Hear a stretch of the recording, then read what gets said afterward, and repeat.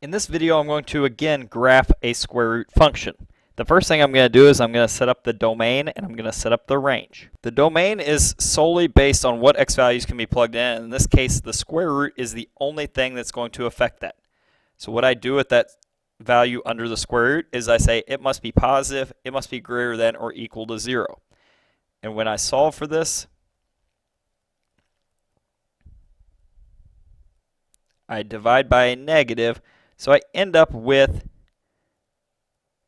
x has to be less than or equal to 3/4. I'm going to go ahead and mark that line on the graph. The next thing I'm going to do is I'm going to do my range.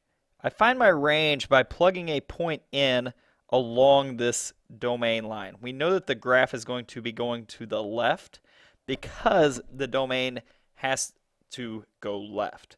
So I'm going to plug in 3/4, and a quick way to kind of take a shortcut on this is plugging in 3/4 will make this entire piece 0 because we found that right here. So this would be 0 and it's plus 3. So when x is 3/4, y is 3.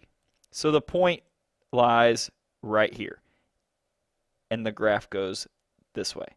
So by looking at the graph and using our knowledge of this, we can say that the domain, or the set of y values that can occur, is right here, and it goes up. They all go positive, so it has to be greater than or equal to 3.